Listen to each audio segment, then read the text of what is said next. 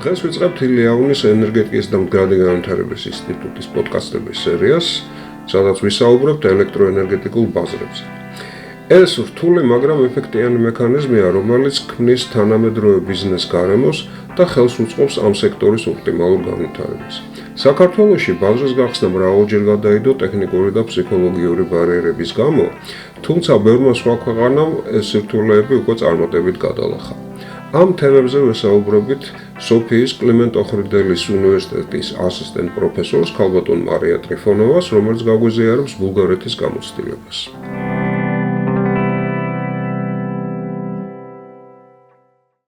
მოგესალმებით.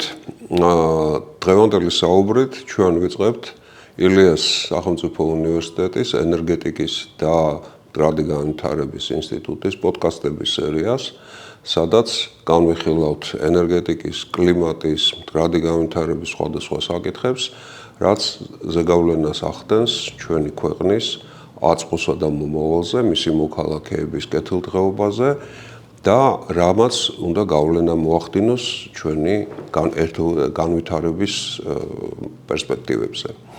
დღეს საუბარს ვიწყებთ ელექტროენერგეტიკული ბირჟის საკითხის განხილვით.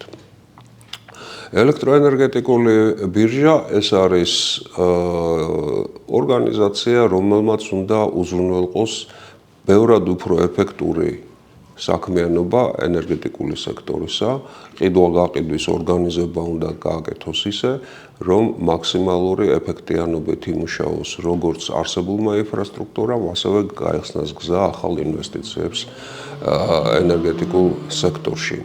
ამ მხრივ ჩვენ გარკვეული სირთულეები გვაქვს, რამდენჯერმე მოხდა გადავადება და ამ საკითხებზე სასაუბროდ ჩვენ გვყავს დღეს მოწვეული პროფესიონალი ბულგარეთიდან.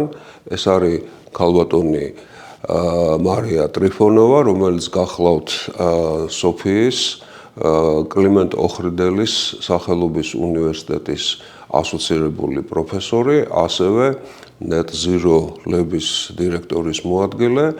ქალბატონი მარია აქტიურად მუშაობს როგორც ენერგეტიკის ანალიტიკურ საკითხებზე, ასევე ცოდნის და ინფორმაციის გავრცელებაზე ამ სფეროში და მას აქვს კარგი გამოცდილება იმისა, თუ როგორ დაეხმაროს ბაზრის დანერგვას. ბულგარეთი ჩვენზე წინ არის ამ მიმართულებით. ჩვენ 2016 წლიდან ვართ ენერგეტიკული გაერთიანების წევრები და შესაბამისად გვაქვს ვალდებულებაც და შესაძლებლობაც, რომ ეს ენერგეტიკული ბირჟა ავამოქმედოთ, თუმცა მისი გადავადება მოხდა 5ჯერ და მე ბოლოს კიდე მე-6-ად, 2 წლით კიდე მოხდა მისი გადავადება. ცხადია, რომ რაღაც პრობლემებია, რომელიც საჭიროებს დაძლევას და ბულგარეთს, რომელსაც გავლილი აქვს უკვე ეს გზა, შეიძლება დავესესხოთ გამოცდილებას და ცოდნას.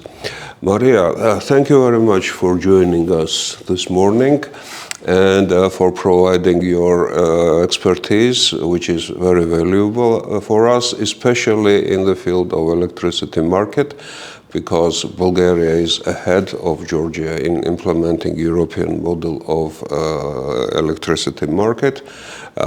It never goes without problems and without internal disputes, so it would be probably very beneficial for us also to learn, first of all, what is market, how it works, what are the results, and also what were the problems that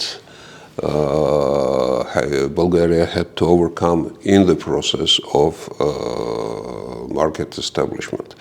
For the audience to explain just very briefly, it is that electricity traditionally was traded centrally, regulated by governments, and increasingly it has moved to free market, which is much more efficient and opens up the possibility of many new options, new business models, and new efficiencies. Players, absolutely. So, first of all, my question would be, to start our conversation. So let us spell out and explain to our audience what is, in general, electricity market, what type of activities are there. There are different components or different types of market when electricity is traded, how it works basically, and who is participants. So the electricity markets are markets similar to other type of markets. So basically this is the place, the arena where electricity is sold, bought and traded with this specific that electricity is a commodity which cannot be stored.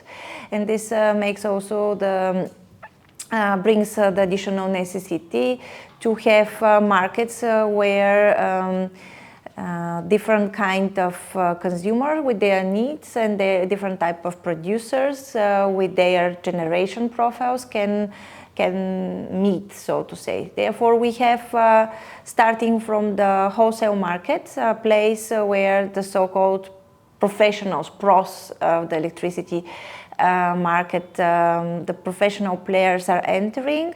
Usually these are large producers or producers of electricity above certain generation capacity, and big industrial players.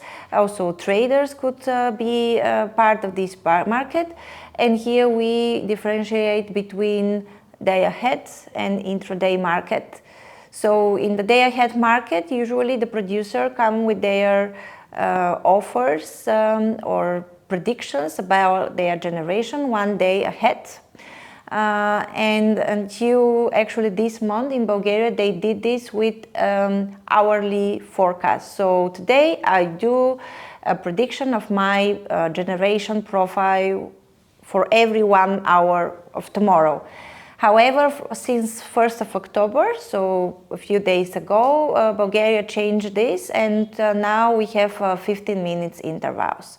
So I, as a producer, like owner of hydro plant or thermal plant, so I predict every 15 minutes of tomorrow. Of tomorrow. Yes. So you have 96 prediction, 96 slots for tomorrow. For them, you need to provide exact quantity of your generation.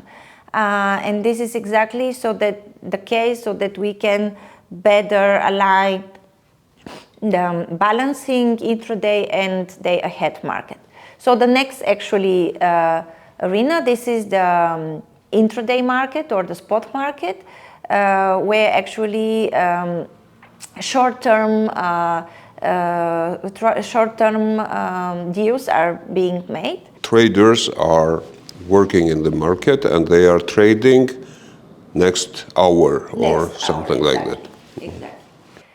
So the idea is also to align a bit more, especially more volatile generation, or maybe they do it for arbitrage reason because prices are better.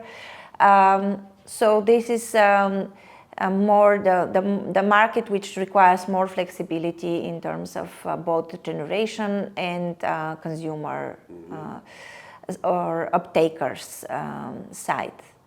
And we have balancing market. So the balancing market is a market for punishment. In case you are not able to make a prediction in terms of your generation, you usually, for the deviation between your prediction and the real generation or consumption, you have to pay an imbalance price. We in Georgia are scared of the market already because our system is dominated by hydropower, which can be predicted relatively better than wind and solar, but it is volatile. So what you mentioned, punishment, this is what scares many people. So how does that work? How big the fines are? Is it prohibitive of the market, and what do you think in case of renewable energy dominated system like ours? Will it be so big that it will finally discourage people to participate in the market, or there is some way forward? So usually imbalances, they are set according to a tariff developed from the regulator, from the energy regulator, and these are the imbalance costs, they equal the marginal cost of activation of energy in order to cover this kind of differences between demand and supply, or the imbalance in a particular time frame. Of course, with the entrance of higher share of renewables, in your case you said hydro, but in our markets this is also, even if they don't have a high share of hydro, with the introduction of high share of volatile renewables, which is solar and wind. Especially wind is pretty much harder to be predicted. There are a lot of concerns related to imbalances. But what we, for instance, see with the time in Bulgaria is that imbalance methodology first is being improved all the time, because, for instance, for a certain time period in Bulgaria, we or the participants in the market, they pay high imbalance prices due to not mature methodology of calculating the cost of imbalances. So you explain that imbalance, and to explain to audience, it is if I predict that I will produce that much and I produce more or less, if I produce less, I have to pay the fee for difference in energy, right? That is charge. Or if I produce more, then still I pay for difference? Exactly. Because I sell whatever I sell, but still I have a charge for imbalance. Yeah, but sometimes this price is not unified. So it depends also on what is the position of other market players. So if you are part of a balancing group, for instance, you can, even if you have a high deviation, your balancing cost, they will depend on the deviation of the others. Maybe your deviation will be kind of balanced by other players in your So there are two factors. One is collective, and another is personal responsibility. And there is a way to balance these two. Does that imbalance charge apply also to consumers? I'm a consumer, I bought for next hour, tomorrow, 1 hour of electricity, and I didn't consume or overconsumed at that time. How that works? It applies only for large consumers who could be able to adapt their demand, and they could be actually remunerated to adapt the demand based on the situation on the market in the particular moment. So they can get paid, so it is another kind of business opportunity or a business activity. A business activity. We call this more or less demand response management. So the opportunity of a big player, really, these are usually professional, industrial consumers. Of course, for small consumers, this is not applicable. Although we see now change of the model. Therefore, at the beginning, I said the emergence of new players, because we see more often in European markets the emergence of the so-called aggregators, or these are usually organizations of smaller consumers, or could be electric vehicles, for instance, operators of electric vehicle charging station that can provide different incentives for their consumers to buy electricity in certain moment, for instance. But this is not directly connected to imbalances and balancing markets. This is more or less just incentives for members of such type of aggregators to be active when the prices are low. So some people gather other consumers and then act on behalf of those, and then different models. Sometimes these are consumers or organizations that they can aggregate from several consumers. And they can participate in the zero risk market. It's maybe too specific for now to go too far in that direction. But who are actually market participants in Bulgaria? Who uses this opportunity? Before going to the what are the benefits? Before going to the marketplace, I just want to mention one other market segment which I did not mention before, and this is the retail market. Usually. They are suppliers or energy traders who buy from the market, from the wholesale market, and they then supply small entities, small businesses, small households. Exactly. And we have also the public suppliers. The public suppliers are the one responsible for, in Bulgaria particularly, for the households or consumers like you and me.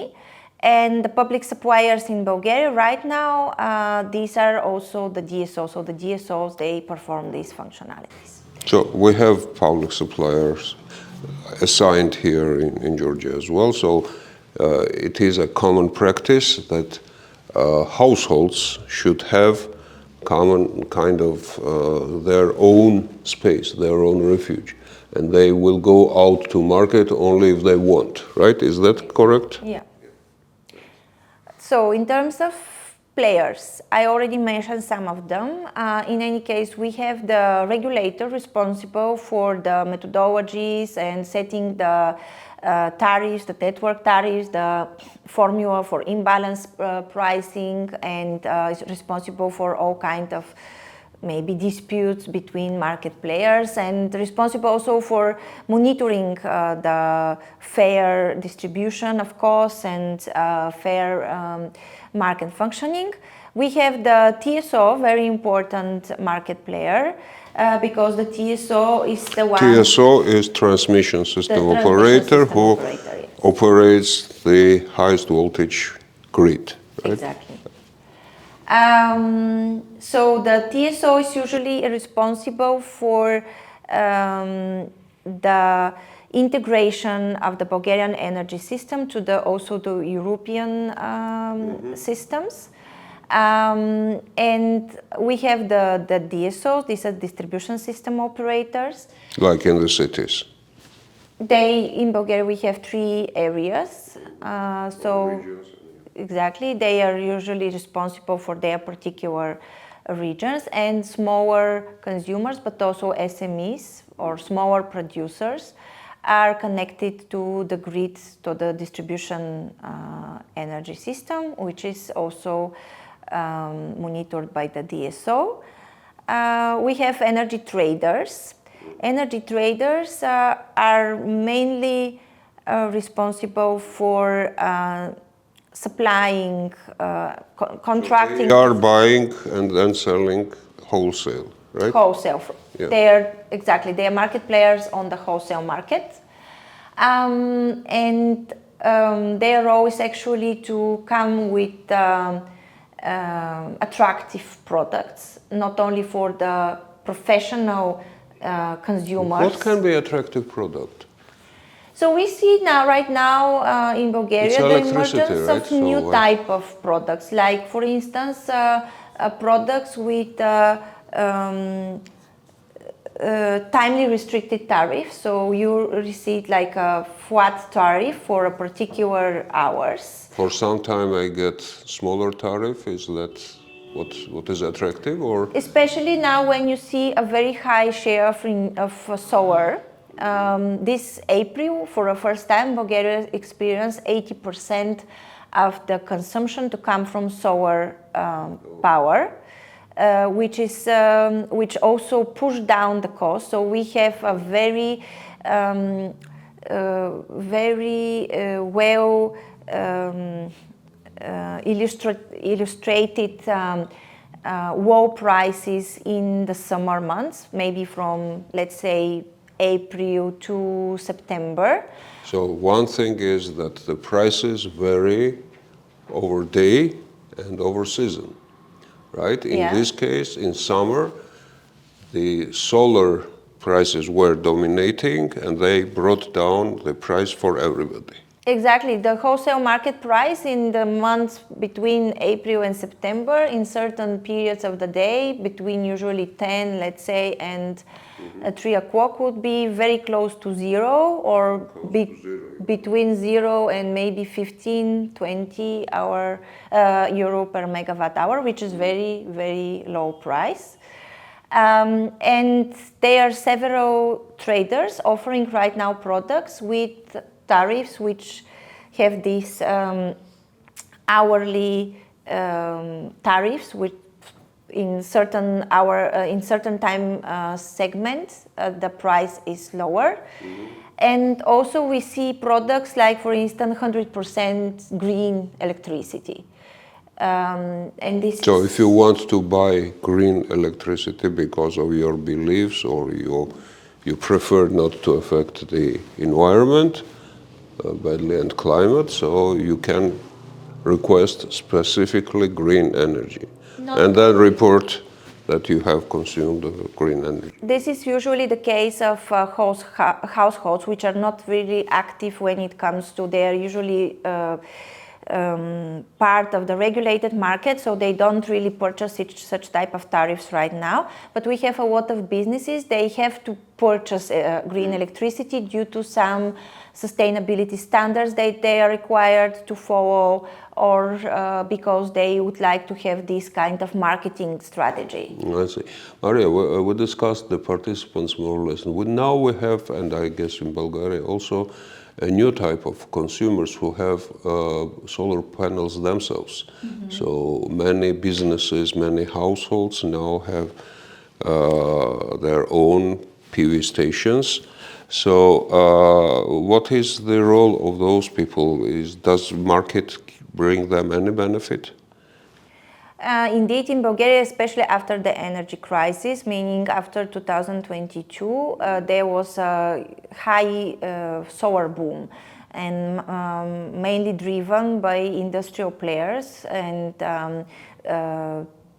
retail companies, which invested in rooftop solar. This is also the reason we doubled the installed capacity within 1 year and a half only. So, and Of the whole system? Or? Of the whole. The entire PV installed capacity between, let's say, 2010 and 2022 was doubled within a year and a half, between 2022 and 2023. So we now in total have almost 5 gigawatt of solar, of PV capacity. But returning to your question, so actually the real effect on the market is that high share of the demand was cut out of the market, because now this we even don't have a register which lists right now all these self-consumers. So we even don't have exact idea of the installed capacity behind the meter, which is not grid connected, and the consumption of self-produced electricity, which is, I believe, it is a challenge in order to predict how the system will evolve in the future. But according to different statistics, right now, 25% of the wholesale demand is out of the market. So it's satisfied by self-produced electricity. So we can say that the solar panels drive people out of the market rather than in market. Exactly. Okay, thanks.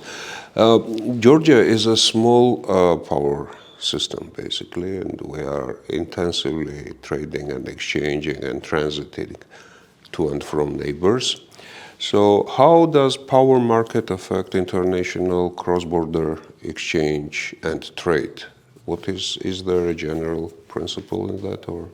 In order for the market to function properly and not be isolated like an island, it should be synchronized. So all these segments should be synchronized between the different neighboring states. Otherwise, what we have, for instance, observed in Bulgaria for some time, Now, of course, these are different steps and the market is better synchronized.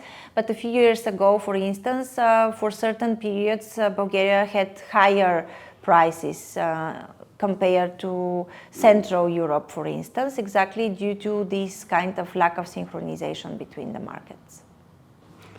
So can we say that, for instance, we have Turkey, which has a pretty developed wholesale electricity market. Russia, who has also developed, but a bit different type.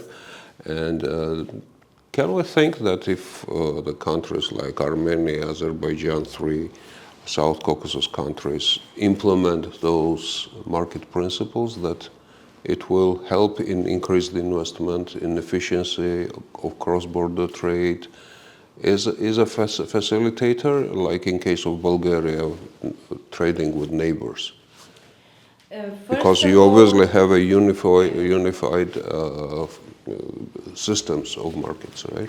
First of all, the interconnectivity and capacity of interconnectivity should be improved, because we see that, especially with high share of volatile renewables, this is very important.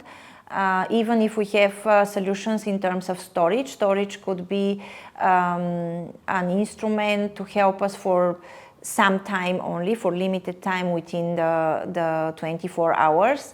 But then when it comes to seasonal demand or seasonal supply, which is very specific in all the countries, the interconnection capacity helps a lot.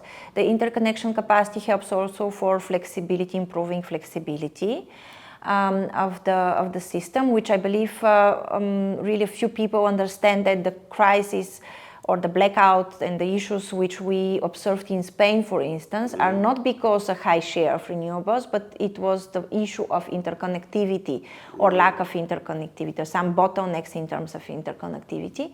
So this is very important in terms of technical possibility in order to exchange physical flow between the countries. Then the market could be even virtual in order to have to align the prices in the region and to achieve better prices in the region, especially if you have particular high prices in one country. This could. What do you mean by virtual?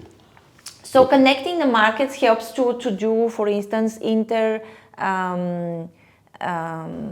because if I trade in one country, how does that price go to the other country? If you improve the market, like in Bulgaria is right now part of one unified European market, so you can do trades across borders. Yeah. So you can position. But you need connection, and you need connection for the physical part, but you can also do it through PPAs, which is power purchase agreement between two players, both different sides of the border. But if you have a market which is well connected, you can trade both in your country and in the other country. If you're a registered trader in the other country. Okay, so that means that I'm trading here and there. Yeah, okay, that's. You improve liquidity, but you improve also your opportunities to trade electricity as a producer. Maria, a little bit more about Bulgaria's experience, please. So, first of all, what is the state of development? We heard that you had some postponement, like our postponements, or it is like or a different type, I don't know. And what is the current state of the market? Who are now the participants of the market? And what is the plans and are the problems that you had to overcome and you face now? So market liberalization is a reform. For the reform, you usually need a kind of political will, institutional capacity, and preparedness, high level of preparedness, and also acceptability amongst the participants. And of course, the level of acceptability can be maximum or optimal, because all kinds of reforms, they of course have losers and winners. But in any case, therefore, you need also a strong will to perform. Important component is political will. In your case, it is European Union that requires that you implement fully liberalized electricity market. Basically, in our case, it is or should be the same as well, because we are members of energy community. Go ahead. Yeah, it is. What I want to say is that all kinds of reforms, they can take longer if you don't have these three criteria fulfilled. In our case, I believe the reason why the liberalization process took longer was the lack of preparedness and maybe underestimation among the stakeholders. Therefore, we always had this political target, but the roadmap was not there. So what type of step should be fulfilled by which time period, and who is responsible, what type of actors will be responsible for what type of these activities. So Bulgaria is in process of market liberalization since 2020, let's say, for over 15 years now. And we are at the final step, which means that the household segment is still under regulated market. So all other types of consumers except households are trading now on the market or can trade on the market? They can on the market. They trade on the market. Since 2016, we have a power exchange. Then gradually different type of consumers and different type of producers entered this market, and they are obliged to trade on the market or at the power exchange or based on power purchase agreements. And only now we have the SMEs. For them, they are obliged to have public supplier, to choose between the public supplier or the energy trader. So we see still that for them this is a right. They can choose between two so it's different right, suppliers. not an obligation for small enterprises. For small and medium enterprises, exactly. And we still observe that a lot of them prefer the public supplier just because of lack of awareness. They don't... or because the prices are lower. No, the prices are not lower because the public supply, they are not part of regulated markets. So for them, the prices are not subsidized and they receive prices which are market-based. So even the public supplier buys the electricity for them from the wholesale market.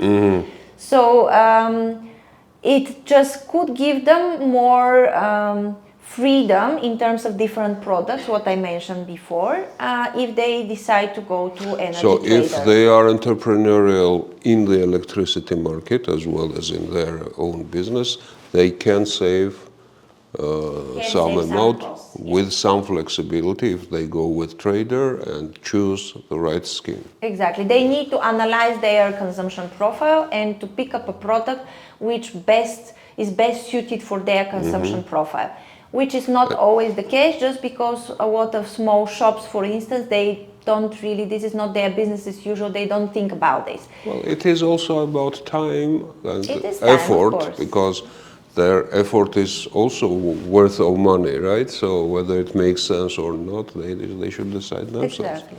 Yeah. But they have this right, and we expect in the near future, especially with new products emerging on the market, that there will be also more awareness and maybe incentives for them to go to a specific trader instead to stay with the public supplier. What is the understanding in Bulgaria? Like, we have to implement the market and there is no other way, or it is good to implement market and let's go that way? I guess there are people on both sides of this, but what is the general common, if there is such a common denominator? So are Bulgarians happy to have electricity market? Consumers, basically, who are aware of the situation. So we can ask this question only now, we can relate this question now only to the households, because all the other participants, they are already part of the market and they for them it's closed, they don't have this question in front of them. But for the households, I believe that right now we see a lot of misconception about what is actually the liberalization. People very often compare the liberalization of the market with the liberalization, the energy market with the liberalization of the telecom market. And with the telecom market, I believe that a lot of consumers had bad experience.